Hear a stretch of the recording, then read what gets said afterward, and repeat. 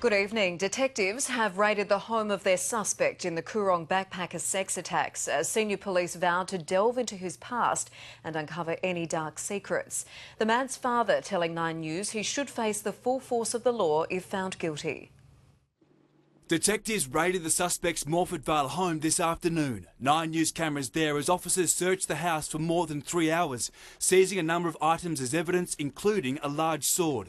The 59-year-old charged man has lived there with his father, who says the home was also searched on Tuesday in the hours after his son's arrest. That time, police took away about 20 items, including a laptop computer from under the charged man's bed. They took the computer. So they found his computer? They found the computer. Where was it?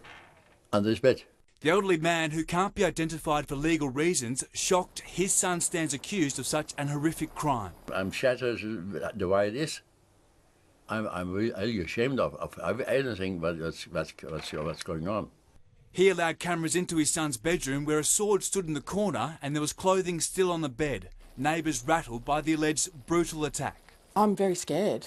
I'm very scared. I've got 5 kids here and there's kids next door, and I know a lot of the kids walk past every morning, and it's a bit scary. At the same time, police stepped up their investigation. Task Force Coorong formed to look into their suspect's past for any dark secrets. We're not investigating any other crimes at this stage in relation to this person who's in custody. But look, the very nature of this incident cries out to inquire into the background of this particular suspect.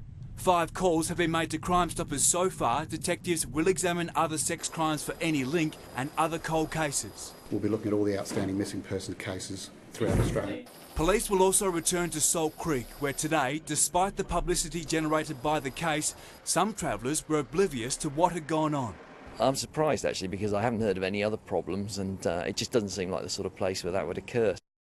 And Harvey Biggs joins us now live in the studio with more on the case. Harvey, as we just heard, as well as delving into the suspect's history, police will also use science to try and find any possible links to other crimes. Absolutely, Kate. Forensic experts are checking this man's DNA against the national database to see if there is any match to any other case anywhere in the country. They say this process will be prioritised, so results will be known as soon as possible. And the detectives are, of course, appealing to anyone who might have any information about this man or the attack at Salt Creek that could assist this task force to call Crime Stoppers. Indeed. Harvey, thank you.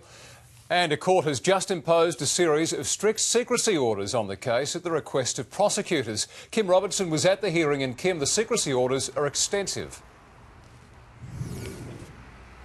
That's right, Brenton. The accused man was actually in court for the first time. He sat with his head bowed as the media made an application to have the statutory suppression which protects the man's identity lifted on public interest grounds, but a magistrate rejected that. The magistrate then went one step further, and on request by the Deputy DPP, Ian Press, he made a blanket publication ban which restricts us from broadcasting any images and videos of the accused man or his 2 alleged victims, even in the blurred form that you may have seen over the past few days. The magistrate then suppressed the images and videos of the man's friends, family and neighbours. Now, these are some of the strictest secrecy orders ever to be imposed by a South Australian court, but they will be reviewed. Some of them will be reviewed on February the 22nd.